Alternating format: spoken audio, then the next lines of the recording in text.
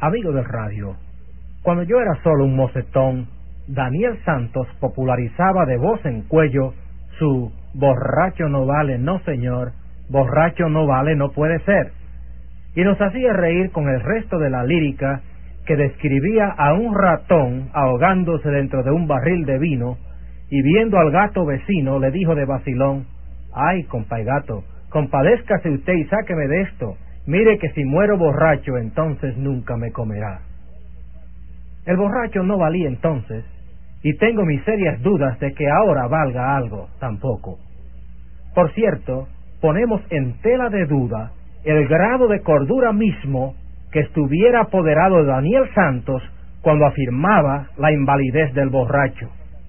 Entendemos que este cantante de ayer era uno de ellos también. Pero la negatividad, la hostilidad y condenación del borracho no son cura para este problema.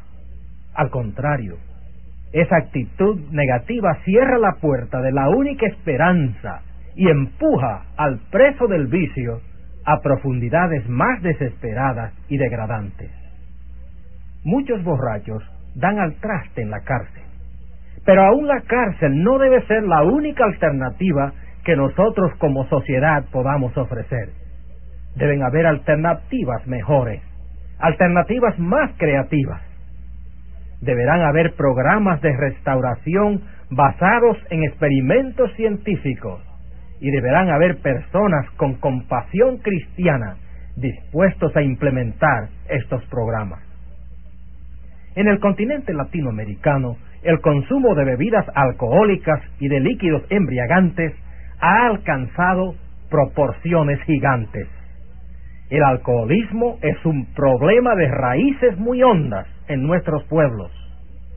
Las secuelas de este problema cuestan muy caro al Estado y más todavía a las viudas que crea, a los huérfanos.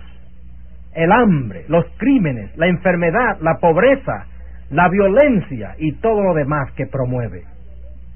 La borrachera no es un problema moderno. Desde el día lejano en que Noé se intoxicó, los efectos de la embriaguez han estado con nosotros con su azarosa nota de discordia y de desbarajute moral. La sociedad de nuestro continente gasta billones de pesos al año en el consumo abusivo de alcohol. Si la mitad de esos billones se contribuyeran a la obra del Señor y al sostenimiento de instituciones caritativas y de beneficio social, nuestro continente sería diferente. Este derroche billonario apunta claramente hacia cuáles son los valores de nuestra sociedad. En el momento que les hablo, millones de seres sucumben bajo el peso oneroso del monstruo del alcohol. Millones de nuestros prójimos tienen el hábito compulsivo de embicar la botella de aguardiente, porque sus voluntades han sido neutralizadas. No tienen fuerza de voluntad para controlar su apetito por esta maldición. El hecho de que las estadísticas de consumo del alcohol sean cada vez mayores indica que más y más sucumben a este veneno. El consumo de bebidas embriagantes es un problema social. La policía y los tribunales nombran de continuo al alcohol como el causante directo de la delincuencia juvenil, de la promiscuidad sexual, de la violación de mujeres, de divorcios, crímenes, accidentes en las carreteras y, ¿para qué seguir? La longaniza es larga. El consumo de embriagantes es un problema económico también. Para decirlo de una vez, beneficia monetariamente solo a los que fabrican el alcohol. Más de un hombre arruinó su carrera decente, o gastó vilmente su economía, o perdió su empleo por causa de la botella. Más de una mujer quedó viuda prematuramente.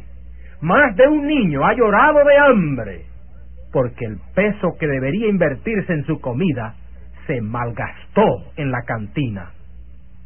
Los que fabrican ron, vino, cerveza, anís y otros embriagantes basan su supervivencia misma tratando de convencer a los legisladores y políticos de que son una necesidad social y una necesidad económica para el Estado. Aducen que el Estado no podría sobrevivir sin los cuantiosos millones que ellos le pagan en impuestos. Se jactan de los miles de obreros que emplean en sus industrias y de la pila de pesos que pagan en anuncios y propaganda a la prensa radial, escrita y televisiva. Nunca el diablo se las ingenió más hábilmente. Investigadores serios que han estudiado a fondo este asunto concuerdan en que al fin y al cabo al Estado le cuesta mucho más pagar con los dineros públicos las consecuencias del alcohol que lo que percibe como impuestos pagados por esta industria venenosa, ingeniada en los conciliábulos mismos del infierno. Cuando un hombre o mujer se alcoholiza, su productividad decrece y decrece hasta hacerse cero. Cuando alguien no produce, pero tiene que comer, beber, vestir, pagar alquiler, etcétera, etcétera, algún otro tiene que mantenerlo. Ahí va el dinero de los sufragantes de nuestros estados. Esto en buen castellano se llama atraso económico. Piénsese en los millones que la industria en general pierde por el ausentismo de la gente que toma. Esto también se llama atraso económico. Piénsese en los millones que las compañías de seguro tienen que pagar por los accidentes originados por lo que en estado ebrio conducen vehículos en nuestras carreteras. Nada más aborrecible a la vista que la contemplación de nuestras calles adornadas de los parásitos sociales que el alcohol crea. Nada más trágico que verlos columpiándose en zigzag, arrastrándose como reptiles, sucios, malolientes, impertinentes, desaliñados, pedilones y envilecidos. Cuesta mucho a la economía de la nación sostener estos especímenes que la industria alcohólica ha inutilizado. El consumo de bebidas embriagantes es un problema físico también.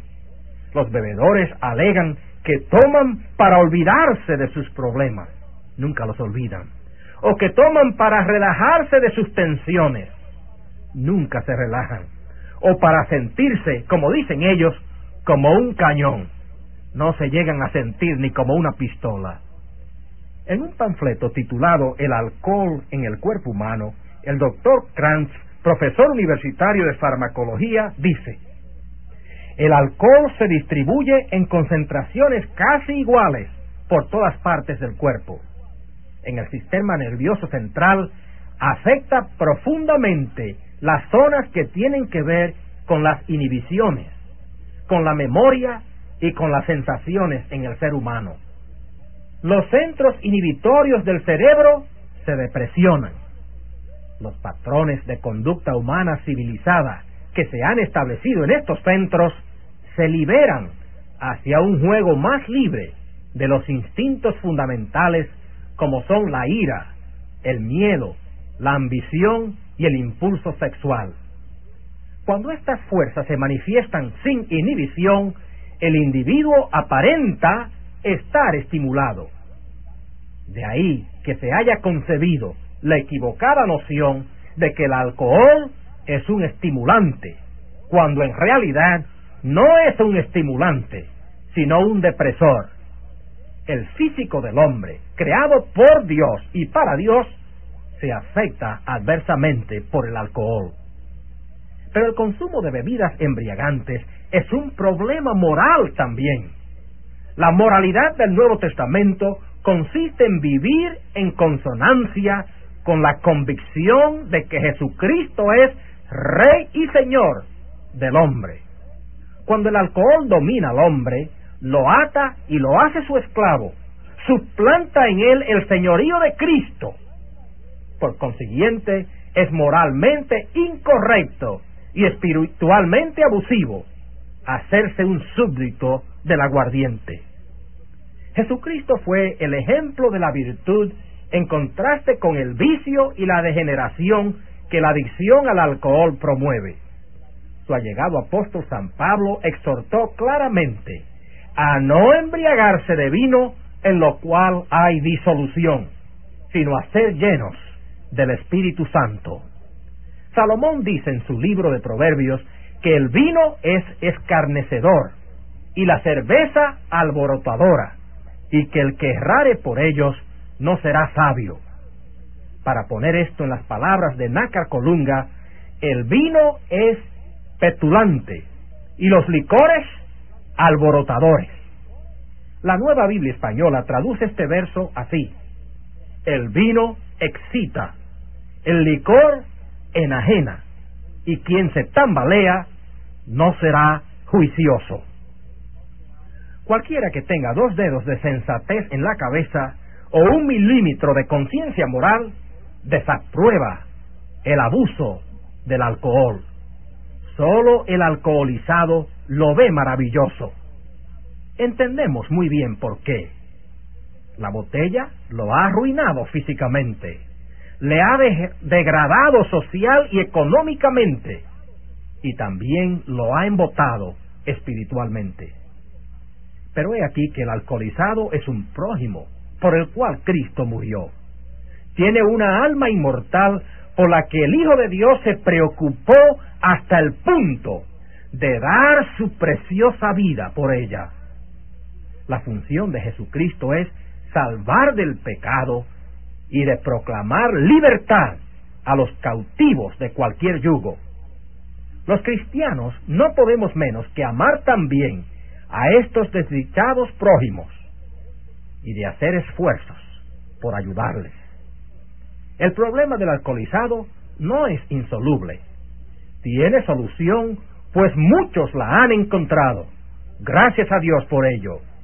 Nuestra tarea será entonces tratar de conseguir que el enviciado coopere, admitiendo lo imposible de su caso y la necesidad que tiene de un poder de afuera que lo liberte.